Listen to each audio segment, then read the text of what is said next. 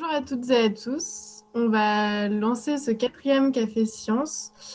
Ce Café Science Junior. Le sujet d'aujourd'hui, c'est l'Observatoire de la flore urbaine sauvage de ma rue.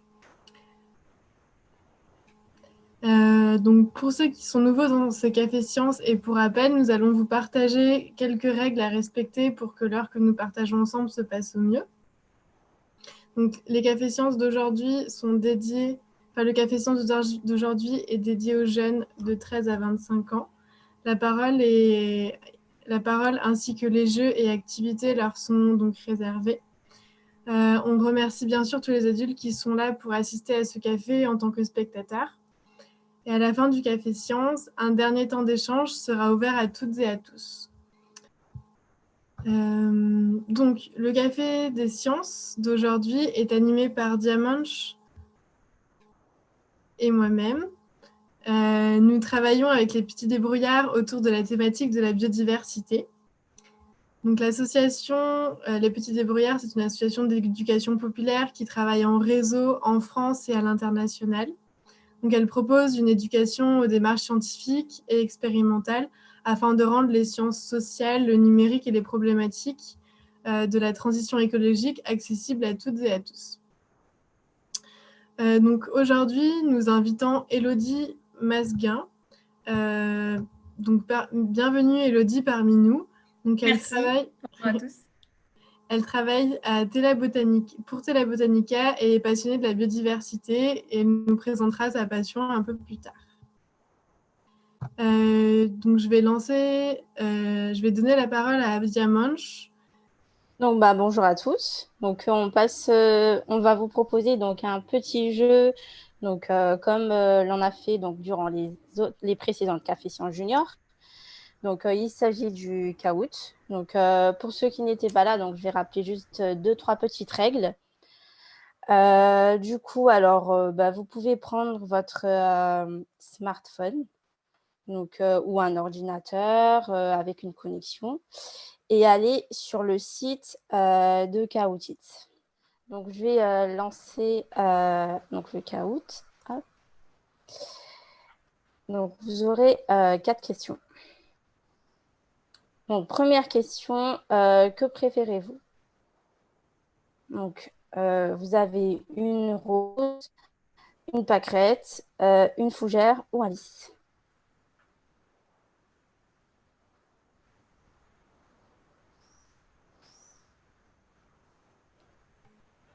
Donc, décidément, vous préférez tous la rose. Alors, au suivant. Donc voilà, donc 22,98 a répondu donc en premier. Donc alors, deuxième question. Quel est le nom de cette fleur? Donc, le bouton d'or, le coquelicot, le pissenlit ou la marguerite?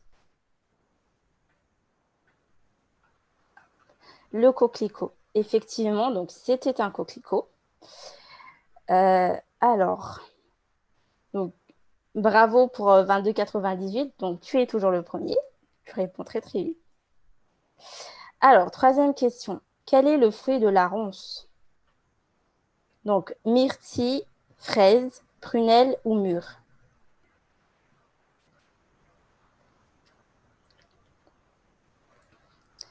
Donc, effectivement, c'était la mûre. Donc, voilà. Alors, Manchild est passé en premier. Donc, bravo à toi. Et en France, combien y a-t-il de plantes sauvages? Une quarantaine, une centaine, 400 environ ou plus de 400 environ? Effectivement, il y en a plus de 400 donc en France. Alors, le podium, en troisième position, donc on a 22,98. En deuxième position, donc on a Manu. Et en première position, on a Manchel. Donc, bravo à vous trois. Euh, Alors, du coup, merci d'avoir participé au petit jeu. Et Elodie, si tu as des questions ou des remarques, Oui, Je te laisse la parole. sur la dernière question, je pourrais peut-être rebondir quand on demande combien il y a de plantes sauvages. Donc, c'est les plantes les plus communes et c'est dans le milieu urbain.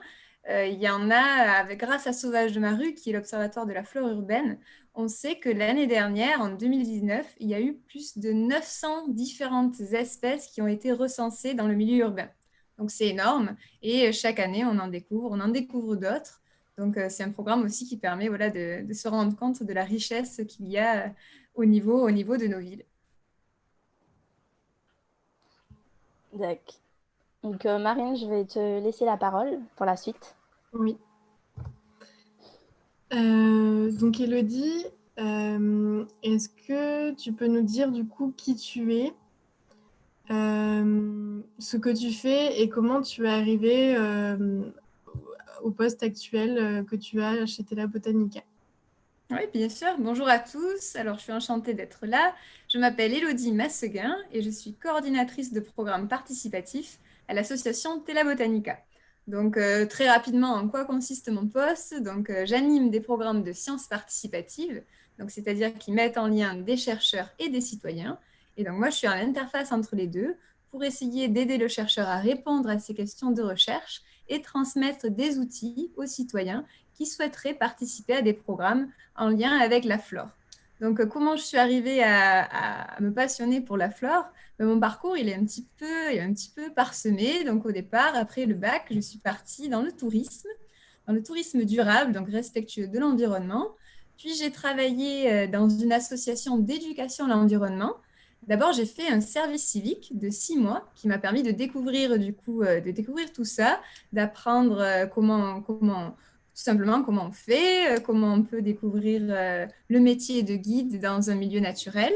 Et suite à mon service civique, donc j'ai été embauchée 6 mois en tant qu'éducatrice à l'environnement.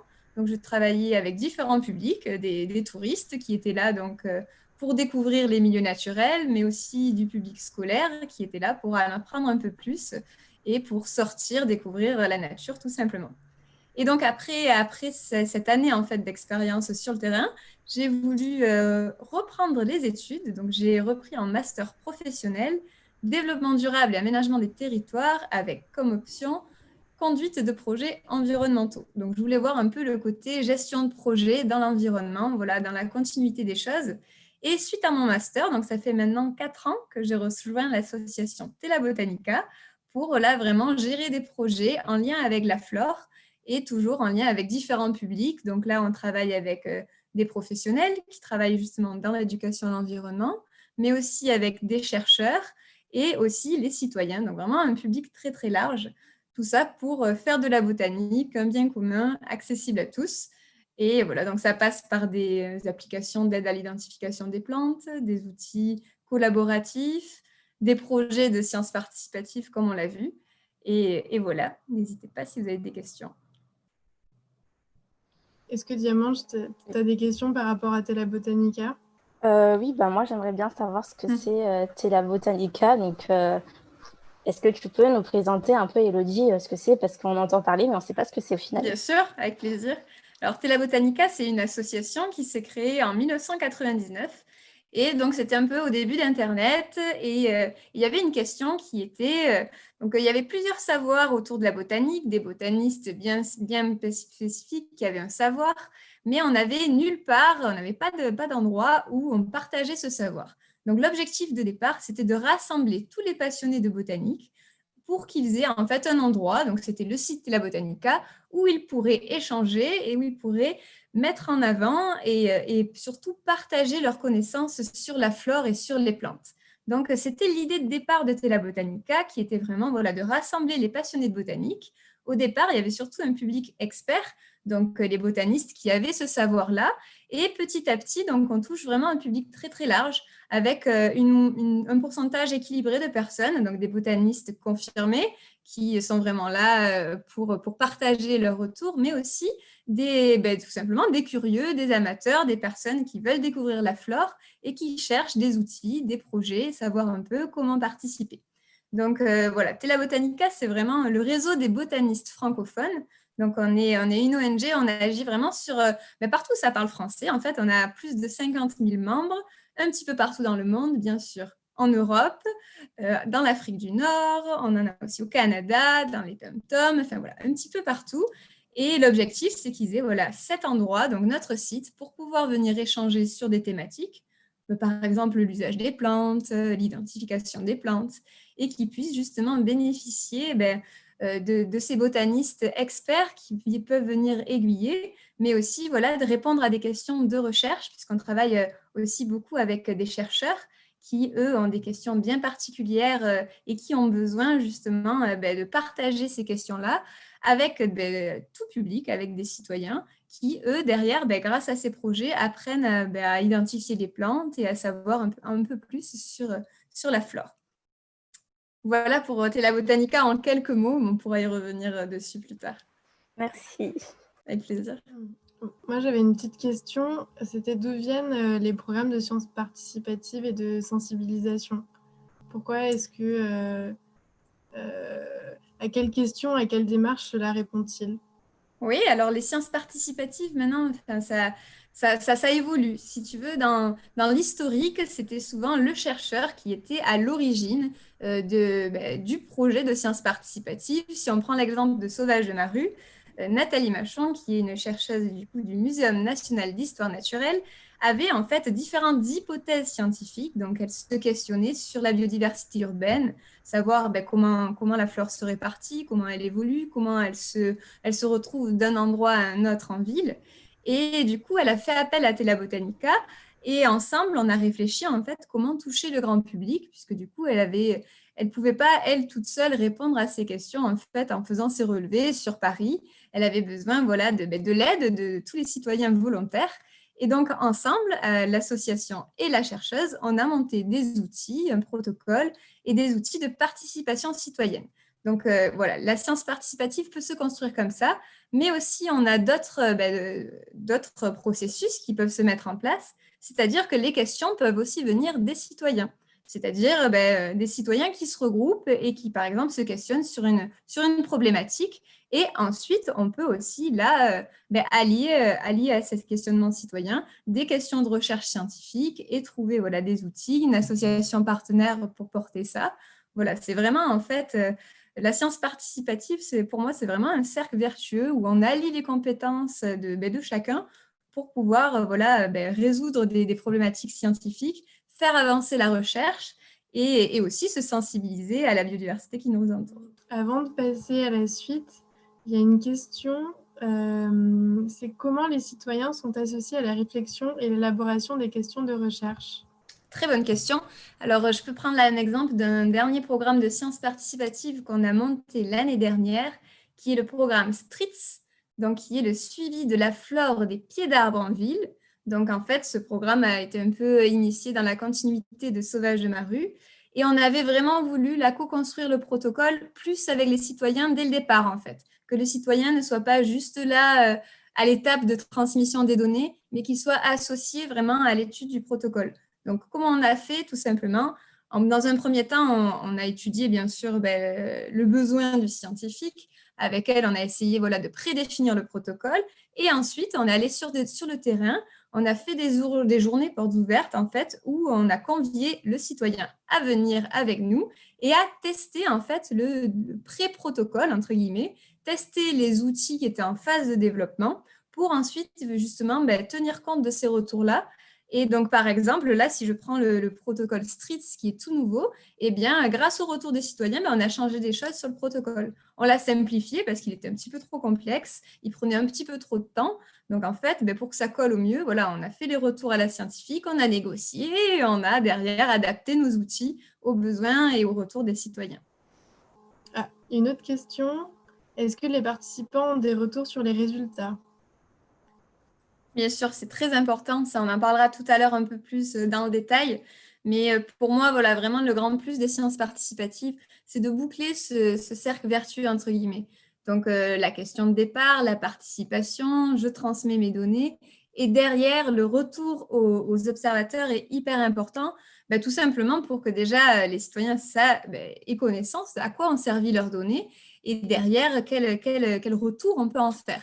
Donc, il faut savoir aussi que sur les sciences participatives, le retour n'est pas forcément immédiat. Il faut que là derrière, la chercheuse puisse avoir le temps de bien étudier ces données. Nous, en fait, c'est un échange constant qu'on a avec la chercheuse et le citoyen. Donc, en ce moment, par exemple, on a fait toute l'extraction des données de l'année dernière et on les a transmises à la scientifique qui, du coup, avec son équipe, a essayé de les traiter et de nous transmettre en fait des résultats en dur, en quelque sorte. Et nous, derrière, on a tout le côté vulgarisation, c'est-à-dire on publie des lettres de résultats où justement on met en avant tout simplement qu'est-ce qui ressort de ces données, quels sont les résultats intéressants à communiquer. Et ça, c'est vraiment très apprécié par les observateurs et ça permet aussi de faire un retour sur leurs données et leur donner envie aussi de continuer à participer à ces programmes. Est-ce que tu sais comment est venu le fait de... Enfin, plutôt, est-ce qu'en ville, où est-ce qu'on trouve les plantes? Alors ça, c'est une bonne question, hein, parce que c'est vrai que des fois, on ne s'en rend pas compte. En fait, la biodiversité est vraiment tout autour de nous. Dès qu'on commence à s'y intéresser, d'ailleurs, on en retrouve un peu partout. Alors, si on prend l'exemple de Sauvage de Maru, qui est dans le milieu urbain et qui est l'inventaire en fait, de la flore des trottoirs, entre guillemets. Donc, sur le trottoir, on a plein d'endroits où on retrouve de la biodiversité. On en a dans des fissures sur les murs, dans des petites brèches qu'il peut y avoir dans le trottoir, tout simplement des fois entre les pavés, on a des toutes petites plantes qui arrivent à se frayer les chemins. Et le milieu aussi le plus propice, ce sont les pieds d'arbres en ville, puisque tout simplement, c'est là où on a un petit peu de terre et donc là où la flore a un petit peu d'espace pour se développer. Mais voilà, Sauvage de Maru, justement, invite le citoyen à recenser tous ces petits milieux, en fait, où la flore arrive à se frayer un chemin pour qu'on puisse, nous, derrière, un petit peu étudier ça et savoir, par exemple, que la cymbalaire des murailles, qui est une petite fleur violette, on la retrouve majoritairement sur les murs, donc son nom vient de là, cymbalaire des murailles, donc on la retrouve sur les murs de nos villes. Il suffit d'une petite fissure et elle arrive à se développer. Et au printemps, elle nous offre en plus de jolies petites fleurs violettes. Donc, c'est gagnant-gagnant. Élodie, est-ce que tu veux qu'on partage le document de présentation qui présente Sauvage de Maru? Bien sûr. Allez, c'est parti. Donc voilà, Sauvage de Maru, on rentre un peu plus dans le détail maintenant. Donc c'est bien l'Observatoire des plantes en ville. Donc je vais vous présenter rapidement le protocole et les objectifs de ce projet-là. On va avoir ensemble les différents outils de participation pour ce projet. Les relais sauvages, qui sont-ils et comment on devient relais? Comment réaliser un inventaire si vous souhaitez participer? Et enfin, la saisie des observations, qui est hyper importante. Donc, comment s'est créé Sauvage de Maru? Donc, on en a un petit peu parlé. À l'origine de ce programme, donc, on a une hypothèse scientifique d'une chercheuse, donc Nathalie Machon, au laboratoire CESCO du Muséum national d'histoire naturelle, qui avait besoin en fait de nombreuses données pour valider ses hypothèses. Donc, comme je l'ai expliqué, voilà, elle avait besoin de faire appel aux citoyens pour pouvoir avoir des données larges sur la France métropolitaine, car elle ne pouvait pas le faire toute seule.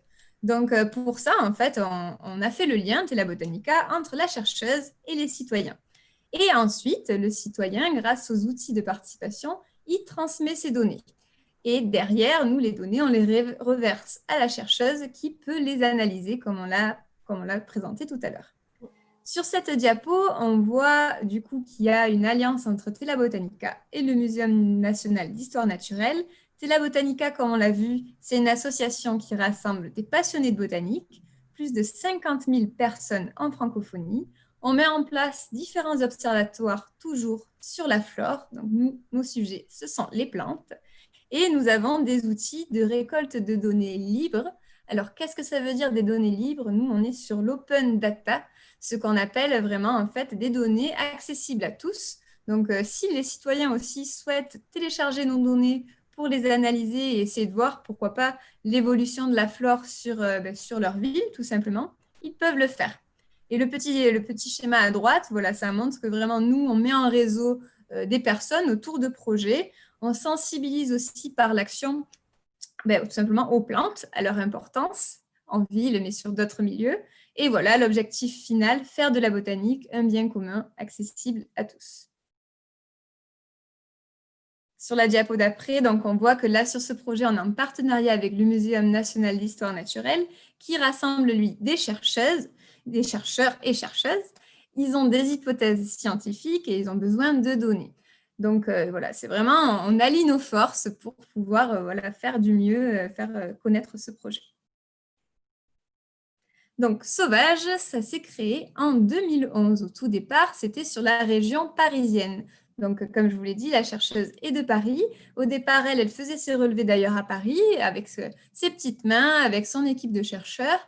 On l'a développé et on l'a testé à l'échelle de la région parisienne en 2011.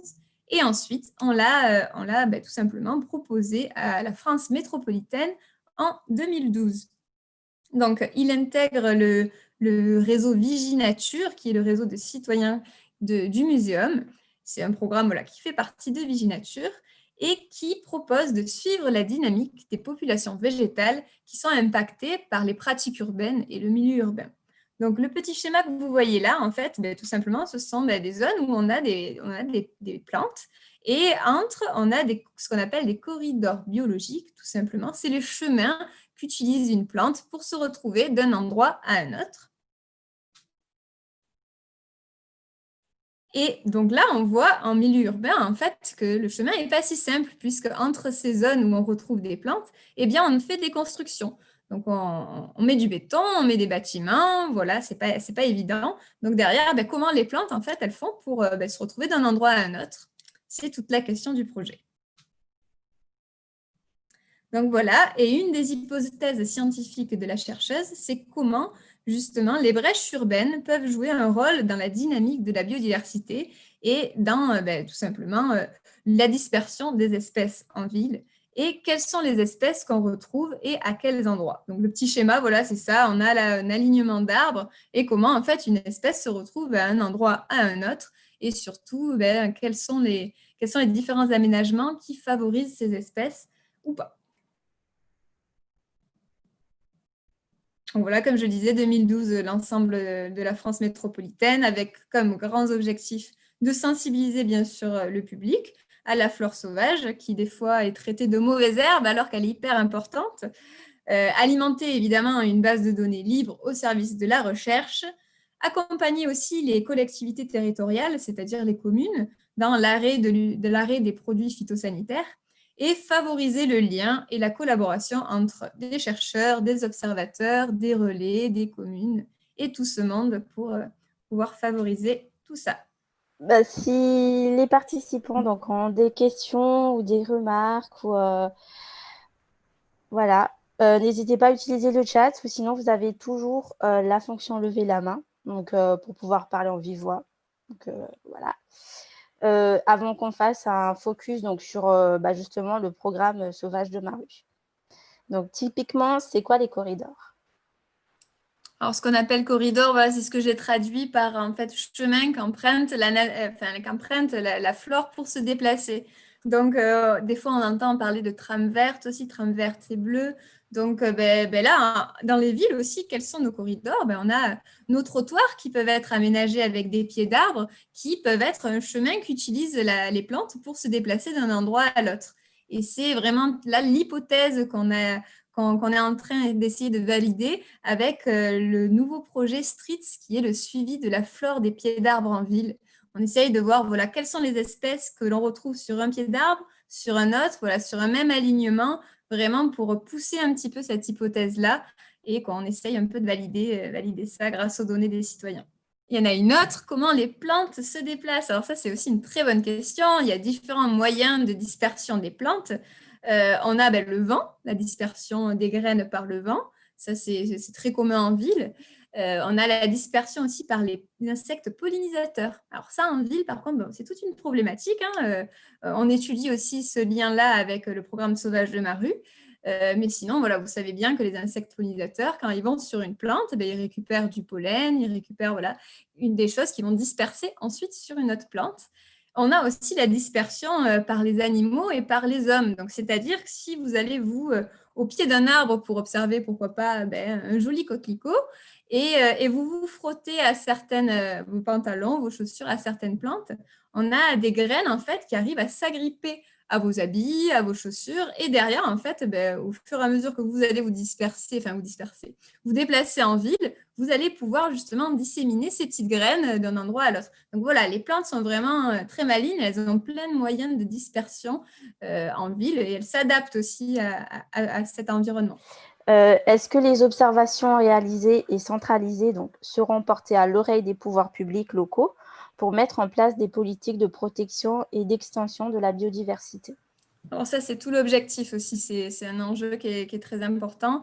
Alors, je ne suis pas sûre que ce soit un jeune qui l'ait posé, mais si c'est le cas, c'est très bien hein, de s'intéresser à ça dès maintenant. En fait, nous aussi, on a vocation à faire changer les choses aussi et à travailler avec les collectivités territoriales. Donc, on met en place aussi des outils au service des collectivités territoriales justement sur ces thématiques-là. Et on a notamment, en lien avec Sauvage, un kit d'acceptation de la flore urbaine qui est à destination justement de toutes les collectivités territoriales qui veulent faire accepter la flore en ville et qui souhaitent justement aussi l'analyser en fonction de leurs aménagements, en fonction de leur traitement, en fonction tout simplement de leurs actions en tant que gestionnaire des espaces verts. Et tout ça, c'est des enjeux qui sont directement liés en fait avec ce projet et nos objectifs. Une autre aussi question. Est-ce que les corridors sont pensés dans le PLU, donc plan local d'urbanisme? Alors ça, je pense, alors moi, ça dépasse un petit peu là mon domaine. Hein. Je ne travaille pas directement en lien avec les PLU, mais en fait, de plus en plus avec les trams vertes et bleues, j'espère en tout cas que les corridors sont pensés dans ce cadre-là et on se rend compte que les nouveaux aménagements, en tout cas des villes, et nous, en fait, on met en place des résultats dans Sauvage de Maru qui, justement, on verra tout à l'heure, prouvent que quand on a différents espaces au milieu urbain où on laisse la flore, forcément, là, les corridors biologiques sont beaucoup plus efficaces et la flore se déplace beaucoup plus et on a des trottoirs beaucoup plus riches en nombre d'espèces. Mais voilà, je pense que maintenant, des fois, on a aussi des sociétés d'aménagement qui nous contactent pour avoir des conseils aussi justement sur quels sont les aménagements à favoriser en ville pour qu'on puisse justement favoriser la flore et avoir plus de biodiversité en ville. Donc, ce n'est pas directement mon domaine de compétences, mais on y travaille quand même. On travaille aussi quand même en lien aussi avec des personnes dont c'est le sujet de travail. J'espère que j'ai répondu à la question. Sinon, n'hésitez pas à me poser d'autres. Justement, vu qu'on en parle de tout ça, peut-être... Alors, bon, une question qui est arrivée, c'est quoi ces aménagements à favoriser? Alors là, ça va un peu plus vite que ce qu'on avait prévu dans le programme, hein, mais tout à l'heure, on a une diapo sur ça, justement. Alors, un peu de patience. On a une diapo sur cette problématique avec un schéma qui l'illustre. Du coup, vu qu'on en parlera, je pense qu'on va... je vais vous partager donc, une petite vidéo, justement, sur le Sauvage de Maru. Donc, alors...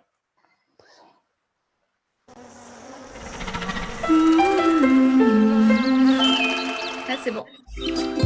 Vigie Nature École présente Sauvage de Maru. C'est vrai, on ne vit pas du tout dans une jungle. La nôtre est plutôt urbaine de jungle. Pourtant, avec un peu d'observation, beaucoup de plantes sauvages se cachent ici. Ou là. Bien sûr, ni baobab, ni cocotier en ville, mais des espèces bien plus discrètes qui poussent toutes seules sans que personne ne les ait semées. On les appelle communément mauvaises herbes. Mais c'est tout le contraire.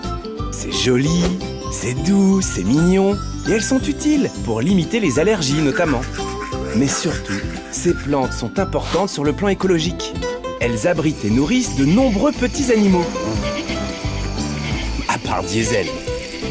Au muséum, on s'intéresse à ces plantes négligées pour comprendre comment elles s'installent chez nous, comment elles survivent dans nos fissures ou dans nos terrains vagues, et ce, malgré la pollution des villes. Mais c'est grand une ville. Alors, à toi de jouer l'apprenti naturaliste pour aider nos scientifiques. Voici le mode d'emploi et quelques astuces pour réussir à tous les coups. D'abord, choisis une zone que tu vas nous indiquer. Ta rue, ta cour d'école, comme tu veux. Regarde bien partout et note toutes les plantes sauvages que tu vois en les identifiant grâce à la clé de détermination et le livre Sauvage de Maru. Merci de nous envoyer tes observations d'explorateurs urbains. Participe sur viginature-école.fr.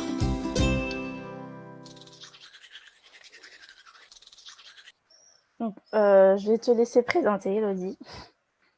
Oui, bien sûr. Donc là, c'était une petite vidéo qui a été faite donc, par le muséum, comme on a vu, qui, je trouve, illustre très rapidement et très facilement comment on peut participer. Et donc, justement, pour rebondir, Viginature École, donc, ce sont des programmes Viginature qui peuvent être adaptés en milieu scolaire. Donc, Sauvage de ma rue en fait partie. Donc, si vous allez sur le site de Viginature École, vous tapez Sauvage de ma rue, vous retrouvez comment le protocole est adapté au public scolaire. Et donc, on a parfois même des enseignants qui se servent de ce protocole pour des cours de SVT ou pour aborder ce sujet-là en classe. Ça marche très bien, puisqu'en fait, autour de la biodiversité urbaine, on peut faire plein de choses. Donc, on s'intéresse à comment identifier les plantes. On peut faire des herbiers avec les feuilles des plantes en ville. Enfin, il y a plein de choses. On peut s'intéresser aussi en même temps aux pollinisateurs. Enfin, voilà, c'est un projet très, très global qui peut être facilement adapté en milieu scolaire.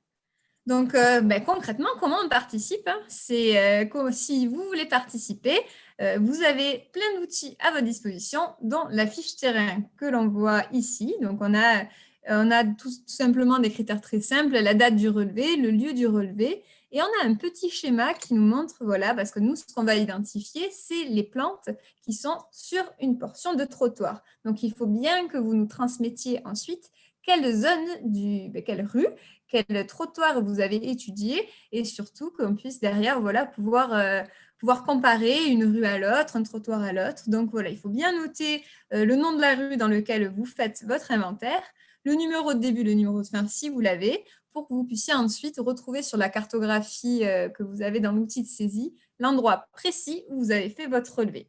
Ensuite, en dessous, on a différents champs que l'on voit. Donc, on va noter la liste des espèces que l'on a identifiées. Et c'est là où c'est très important, vous avez différents endroits où vous pouvez retrouver ces espèces.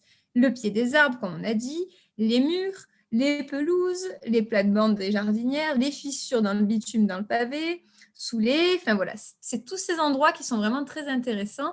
Donc, vous pouvez très bien avoir vu une espèce dans un pied d'arbre, mais sur le même trottoir, elle peut aussi se retrouver ailleurs, dans une fissure. Et c'est vraiment ce qui nous intéresse pour vraiment suivre l'espèce et savoir où on la retrouve et comment elle se disperse. Ensuite, quels sont les autres outils? Donc, on a vu dans la petite vidéo, il y a un guide d'identification des plantes. Ça a été fait justement en partenariat avec le muséum. C'est un guide qui est très bien fait et qui recense en fait les espèces les plus communes en ville, celles qu'on retrouve le plus. Donc, il en recense plus de 240 espèces dans ce guide-là. Et en fait, c'est vraiment un guide pour les débutants puisqu'on a justement une entrée par forme de feuille ou alors une entrée par couleur de fleurs. Et dans le guide, donc, vous avez une description de l'espèce, ses usages, donc ça c'est aussi quelque chose qui plaît bien, savoir cette espèce, est-ce qu'elle a des propriétés, est-ce que, toutes les infos en fait sur l'espèce en question. On a une application mobile, mais attention, pour l'instant, il vaut mieux ne pas l'utiliser en ce moment même, car on est en train de travailler sur sa mise à jour, puisqu'il y avait, il faut mettre à jour régulièrement les applications mobiles, et en ce moment, on y travaille dessus. Donc, le mieux, c'est de saisir ces données en ligne, comme on le verra tout à l'heure. Il y a un site internet, et on a aussi d'autres outils qui peuvent vous aider à identifier les plantes. Donc là, on a mis le MOOC botanique. Je ne sais pas si vous connaissez les MOOC. En fait, c'est des cours en ligne gratuits, donc qui sont accessibles à tous. Et donc, nous, on en a mis en place un à Tela Botanica sur l'initiation à la reconnaissance des plantes. Donc ça peut être chouette si on veut participer à des programmes de sciences participatives, mais qu'on ne se sent pas trop... si on a peur de ne pas savoir identifier les plantes, eh bien, vous avez des vidéos qui, tout simplement, vous apprennent à comment identifier les plantes et savoir reconnaître plusieurs espèces et plusieurs familles grâce à ça. Donc là, c'est un petit focus sur le guide, mais on va aller assez rapidement. Tout simplement, c'est dans le guide, on recense des arbres, des arbustes qu'on identifie avec des images, des prêles et des fougères. Donc là, il n'y en a pas énormément, mais il y en a quelques-unes. Les poacées, c'est un petit peu plus dur, donc ce sont des graminées.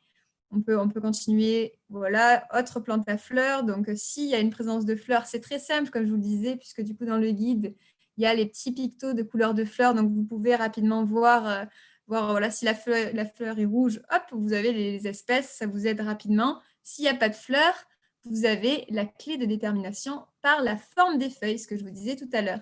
Donc, si votre feuille est très découpée, voilà, vous allez avoir une proposition d'espèces et vous allez pouvoir essayer d'identifier comme ça.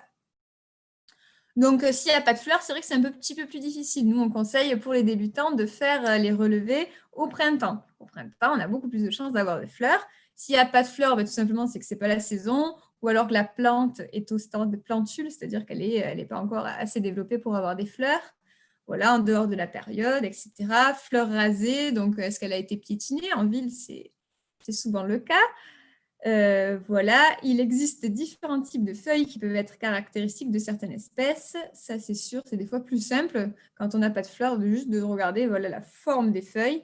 Et donc, dans le guide, voilà, on retrouve la clé de morphologie des feuilles, comme je vous le disais. Donc, les étapes à suivre si vous n'êtes pas sûr de l'identification. Ça, c'est hyper important parce que ce n'est pas grave. On peut participer à ce programme en étant débutant en botanique, il n'y a pas de souci. Donc, si sur la fiche terrain, vous n'arrivez pas à identifier une espèce, vous marquez bien les endroits où vous les avez vus et vous prenez un appareil photo et vous prenez votre plante en photo. Et dans l'outil de saisie, vous mettrez identification inconnue. Et derrière, en fait, c'est toute la richesse du réseau de Tela Botanica. C'est qu'ensuite, en fait, la photo va se retrouver sur IdentiPlante, qui est une plateforme d'aide à l'identification des plantes. Et on a le réseau de botanistes confirmés qui va pouvoir venir vous aider à identifier votre espèce. Donc, en plus, vous allez apprendre des choses et derrière les données, il ne faut pas s'inquiéter, elles peuvent être donc vérifiées et identifiées si vous n'y arrivez pas. Pour la photo, bien sûr, il faut respecter quelques règles pour que le botaniste puisse arriver à identifier ces espèces-là. Donc, prendre bien les différentes caractéristiques de la plante, les différents organes. Si elle a des fleurs, la prendre en photo, des fruits aussi, bien la forme des feuilles, etc. Là, on parle du guide, mais juste avant les résultats, je voulais vous parler aussi d'une application mobile qui peut être très utile pour identifier les plantes que vous pouvez télécharger sur votre mobile, qui est l'application PlanteNet. Peut-être que certains d'entre vous la connaissent déjà, puisqu'elle est assez connue. Et en fait, toutes les étapes qu'on vient de voir ensemble, prendre les différents organes en photo, peuvent se faire directement sur votre mobile. Et du coup, vous pouvez facilement avoir des propositions d'identification des espèces aussi en milieu urbain, grâce à PlanteNet. On passe direct aux résultats, ça vous va les filles ?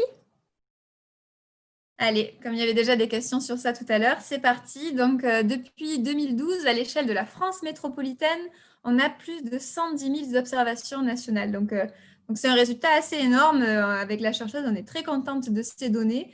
Donc, on a des données un petit peu partout à l'échelle du territoire, comme on peut le voir sur la carte. Et après, on voit qu'il y a des endroits où on en a beaucoup plus que d'autres. Souvent, c'est là où on a des animateurs de terrain, des relais du projet, qui peuvent être des associations d'éducation de l'environnement, des communes, qui du coup mettent en place le programme à l'échelle de leur territoire et qui transmettent énormément de données. Après, on a des citoyens, des enseignants, différents acteurs qui transmettent leurs données et ça, c'est génial. On peut avoir, là, comme on voit, des résultats intéressants, notamment en lien avec l'aménagement des rues. Donc, ça rejoint la question de tout à l'heure. Et alors là, on va se concentrer du coup sur ce petit schéma qu'on a à droite. Donc, vous avez différents aménagements et les moyennes. En haut, vous avez le nombre d'espèces végétales par 100 mètres de trottoir. Et donc, on étudie la différence de nombre d'espèces qu'il y a en fonction de l'aménagement. Donc, s'il n'y a aucun aménagement, on voit que la moyenne de diversité d'espèces n'est pas très haute. On a 3,8, donc à moyenne, ça dépend bien sûr des villes, espèces. Donc, entre 3 et 4 espèces différentes par trottoir. Donc, ce n'est pas énorme. Maintenant, si ce même trottoir a des arbres, on voit que là, la moyenne augmente, comme vous le voyez. Si on met en place aussi des zones de pelouse, là, on a une moyenne de 5,4. Et si on a des arbres et des pelouses, si on combine les deux, eh bien là, on a une super moyenne d'espèces qui est quasiment 10 espèces différentes présentes dans notre trottoir si les aménagements urbains favorise donc la répartition des espèces et du coup le lieu où elles peuvent s'épanouir tout simplement. Juste en bas, on voit un petit top, ça j'aime bien aussi le présenter, d'une année à l'autre, on essaye de voir les espèces les plus souvent observées, les plus communes en France. Donc en numéro 1, là on avait le pissenlit, en deuxième le paturin, ensuite la vergerette du Canada, le lectoron maraîcher, donc qui fait aussi des petites fleurs jaunes, et le sénesson. Donc ça, ce sont des espèces que vous retrouvez très facilement en ville. Hein. Alors souvent, dès qu'on voit une fleur jaune, on dit « Ah, c'est un pissenlit », mais non, si vous commencez à regarder la forme des feuilles, même la forme de la fleur, on a plein de petites différences. Et le paturin annuel, c'est une des poacées les plus faciles à identifier. Donc, voilà pour ce petit top d'espèces en ville. Et sinon, vous retrouvez toutes les lettres de résultats sur l'espace projet Sauvage de Maru. Donc, on vous donnera tous les liens nécessaires si vous le souhaitez. Donc là, je vous parlais tout à l'heure des relais. Donc, ce projet, il est vraiment approprié par différents acteurs. Donc, nous, à Tela Botanica, on est l'animateur national. C'est-à-dire que nous, on développe les outils, on fait le lien avec les scientifiques, mais aussi on forme des relais à la demande, c'est-à-dire des personnes qui souhaitent mettre en place le protocole à l'échelle de leur territoire et l'animer. Donc, il peut y avoir des relais d'information, tout simplement, donc un office du tourisme typiquement, une commune qui veut du coup mettre en place le protocole sur son territoire d'action, des enseignants, des animateurs pédagogiques, des animateurs grand public. Donc, par exemple, on a des associations d'éducation à l'environnement qui sont relais de ce projet et qui l'animent du coup sur leur territoire. Des gestionnaires d'espaces verts.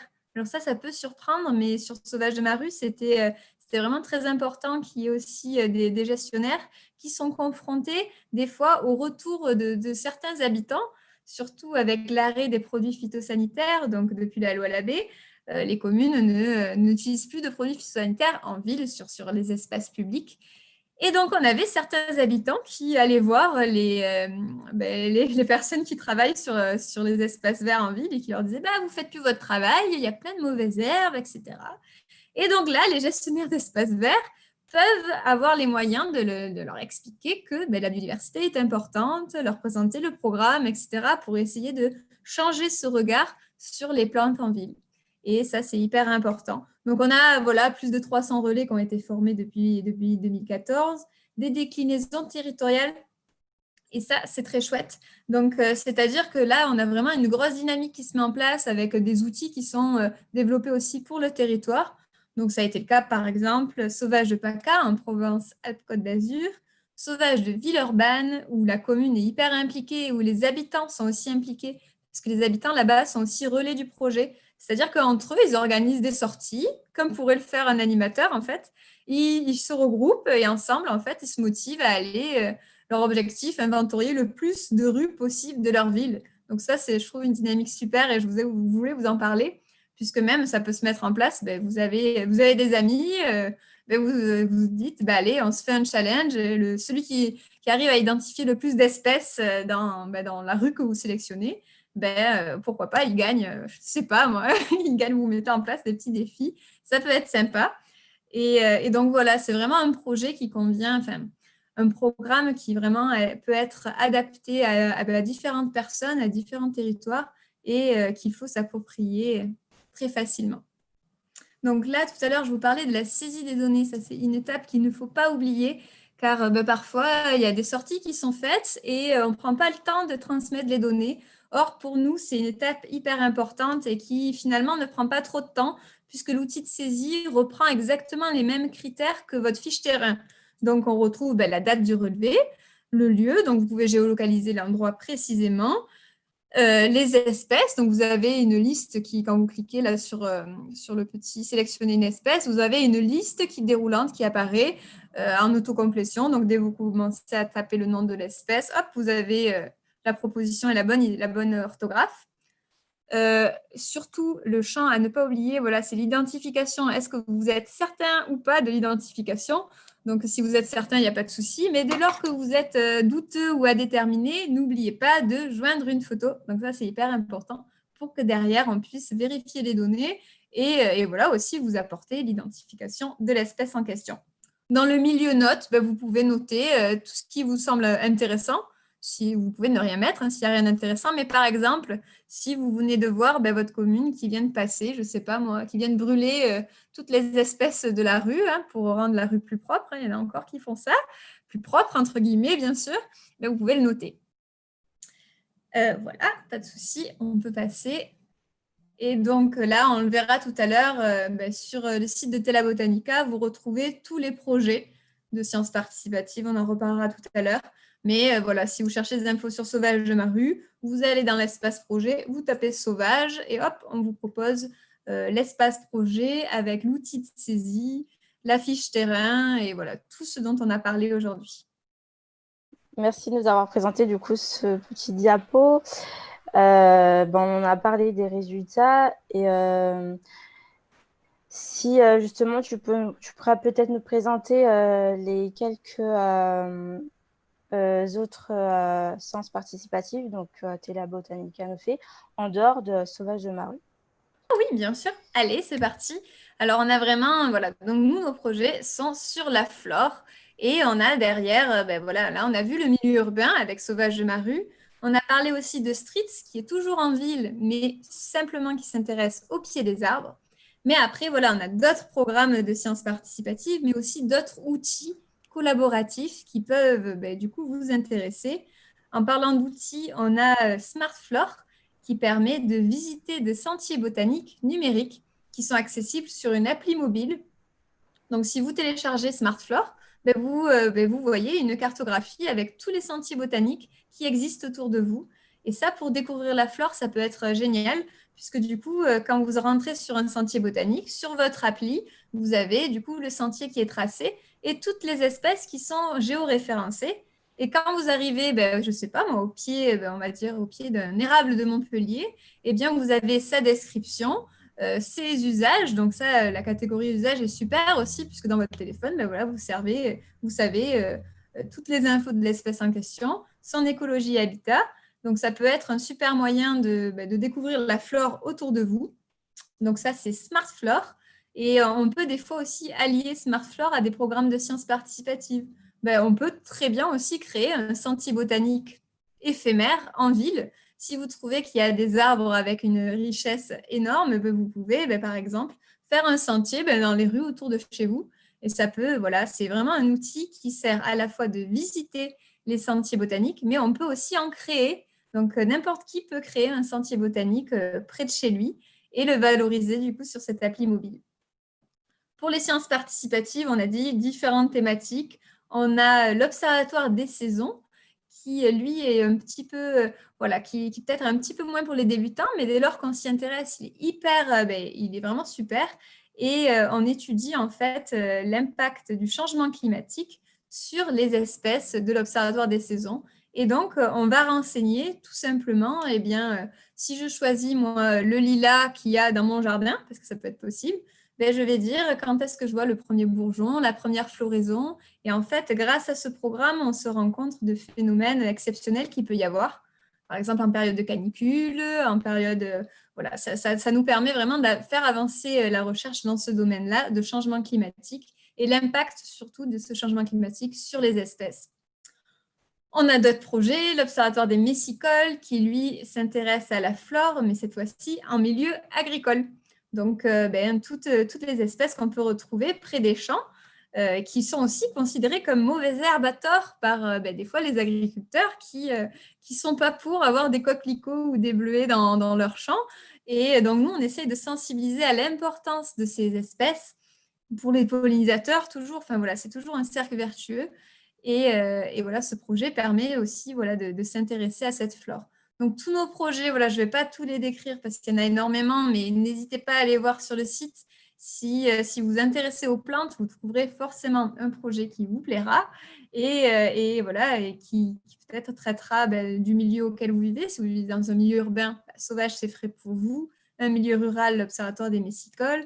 Et voilà, après, il y a encore plein d'autres choses, mais je vous laisse découvrir. Je ne vais pas tout vous détailler ici, sinon on pourrait rester ensemble toute la nuit. Je reviens juste au petit, donc au sauvage Maru. On avait une question donc tout à l'heure par rapport à la saisie. Donc, si ça demandait si c'était une saisie par espèce. Alors, tout à fait, en fait, on a les listes d'espèces et on reprend en fait chaque espèce de notre relevé et on note chaque fois dans quel milieu on les a observées. Et voilà, donc oui, il faut bien transmettre toutes les espèces puisqu'on travaille, nous, voilà, sur la richesse spécifique en fait des villes et la diversité des espèces que l'on retrouve. Donc oui, il faut bien rentrer toutes les espèces. Et bien sûr, si vous n'avez pas d'identification, comme dit auparavant, hein, soit vous vous aidez d'une application mobile, soit vous transmettez les photos des espèces que vous n'avez pas su identifier. Et donc, on a aussi une question. Qu'est-ce qui peut pousser les gens, et plus particulièrement les jeunes, donc à participer à ces projets, et qu'est-ce que ça peut leur apporter?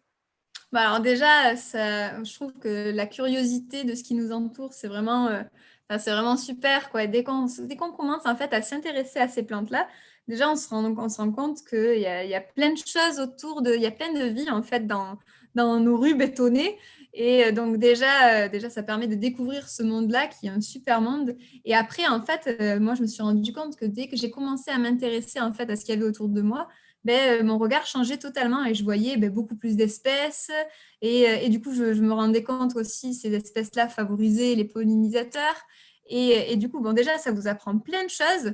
Et en plus, du coup, aussi, il faut savoir que la biodiversité en ville, ça améliore notre qualité de vie. Enfin, ça rend les gens heureux. Enfin, les scientifiques le disent. Le fait d'avoir des plantes en ville, voilà, ça améliore tout ça. C'est vraiment que du positif. Et puis voilà. Et puis en plus, vous pouvez vous servir d'applications qui sont interactives pour vous aider à identifier les plantes. Et voilà, c'est hyper intéressant. Vous aussi, vous découvrez les usages qu'on peut avoir de ces plantes-là, à quoi ça sert, à quoi ça servait aussi avant, dans le passé. Enfin, du coup, ça vous apprend plein de choses. Ça vous fait sortir aussi. Ça vous fait sortir, mais pas très loin. Vous pouvez voilà, faire ça même en bas de chez vous. Même en période de confinement, il y a certaines personnes qui ont participé sur la route pour aller à la boulangerie, pourquoi pas, pour essayer de s'évader un petit peu. Donc, ça permet aussi ça. Je me permets de reprendre un peu les questions qui avaient été posées avant. Peut-on repérer physiquement les corridors? Ouais, bien sûr. Alors ça peut. On va prendre un exemple très simple.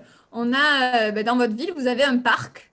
Et donc dans les parcs, on a une diversité floristique importante, parce qu'on a plein d'espèces qui peuvent se développer. Donc vous avez votre parc qui est là, et ensuite vous avez votre rue, où vous avez un petit ruisseau, et là vous avez un aménagement, et là vous avez un autre parc. Mais le corridor, en fait, c'est cette zone qui relie un espace à un autre. C'est un chemin de biodiversité et qu'utilisent en fait les plantes pour se disperser. Donc voilà, tout simplement. J'espère que ça illustre mieux. Le petit schéma qu'il y avait au début du diapo aussi illustrait un petit peu ça. Mais c'est un mot, voilà, c'est un mot un petit peu. Voilà, on peut utiliser le chemin, voilà, pour être plus simple. Il y avait une autre question aussi, c'était est-ce que les racines. Qu'est-ce qu'on peut répondre aux personnes qui disent que les racines abîment les trottoirs? Je sais, qu'est-ce qu'on peut répondre? C'est vrai que c'est toujours difficile d'essayer de répondre à tout ce qu'il peut y avoir comme retour de certains réfractaires à la flore en ville, puisqu'il y en a beaucoup. Hein, que tout simplement, si on laissait un petit peu plus de place aux arbres en ville, peut-être qu'ils ne dégraderaient pas nos trottoirs, si on laissait des aménagements différents. Peut-être ça, voilà. Je réponds et alors oui, bon. Ouais, voilà, moi je serais plutôt sur. En fait, la flore était là avant nous, hein, donc Oui. à un moment donné, moi je trouve qu'il faut leur laisser un peu plus de place. Et voilà, enfin, en tout cas, moi pour ma part, si ma ville fait des aménagements qui permettent un petit peu plus de concilier la flore et l'humain, enfin, je trouve que ce serait un grand plus. Et en tout cas, moi je favoriserais ça personnellement. Ok. Il y avait une autre question aussi. En quoi les fleurs sauvages de la rue limitent-elles les allergies? En quoi les plantes limitent les allergies? Ça, c'est un petit peu trop poussé pour moi. J'ai pas envie de m'avancer dans une réponse que je suis pas sûre au niveau scientifique à ce sujet, mais on pourra la poser à la scientifique. Peut-être qu'elle en sait plus. Moi, personnellement, il faudrait peut-être voir avec l'équipe de chercheurs du muséum directement. Je préfère pas vous dire de bêtises que de voilà, mais les allergènes, moi, c'est pas c'est pas exactement mon domaine. Désolée pour cette question. Non, il n'y a pas de problème. Du coup, je pense qu'on est, on est arrivé vers la fin du temps informel. Donc, Élodie, si tu as un ou plusieurs petits mots pour finir sur ce temps informel. Et puis, Ouais. surtout, à savoir que après, il y a le temps informel où on pourra discuter, ouvrir nos micros. Donc, n'hésitez pas à rester pour les autres participants. Mais si on devait retenir une chose de ce projet, c'est en fait, il s'adresse à tous. C'est vraiment un programme qui peut convenir à tout le monde qui souhaite débuter en fait dans la botanique, dans l'observation de la flore. Enfin, voilà, c'est très simple. Le protocole, il est facile. Tout le monde peut participer tout simplement en sortant de chez soi. Vous mettez vos baskets et vous allez au pied de votre trottoir et vous commencez à regarder qu'est-ce qu'il y a. Et là, votre regard va de suite changer et puis votre âme de botaniste va s'éveiller. Voilà, si je devais retenir une chose, ce serait peut-être ça.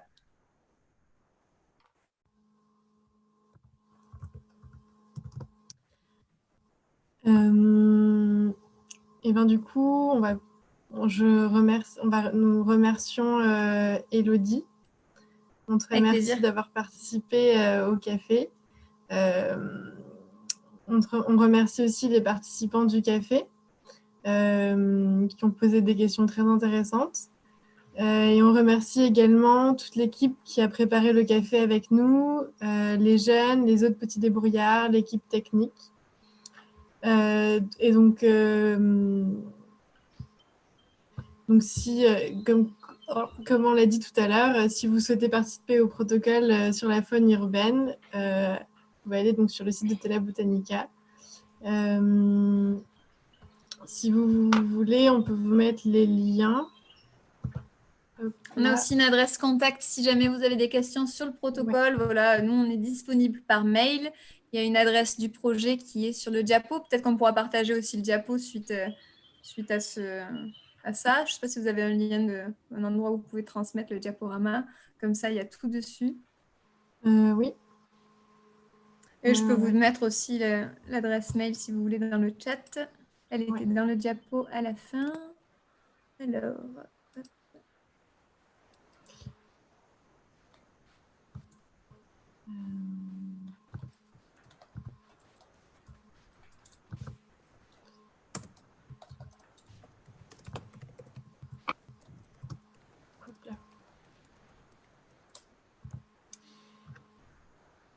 Et on va vous transmettre aussi un petit questionnaire de satisfaction afin d'avoir vos retours et vos remarques afin d'enrichir les futurs cafés sciences juniors. Donc voilà. Je laisse cliquer dessus et il ne prend pas longtemps du tout. Et donc, pour ceux qui le souhaitent, on vous propose de rester pendant le temps informel qui va démarrer bientôt. Merci à tous, en tout cas. Et puis, à bientôt pour le prochain, donc, qui est le dernier café sciences de cycle de cette année, donc, qui aura lieu bientôt. On vous tient au courant.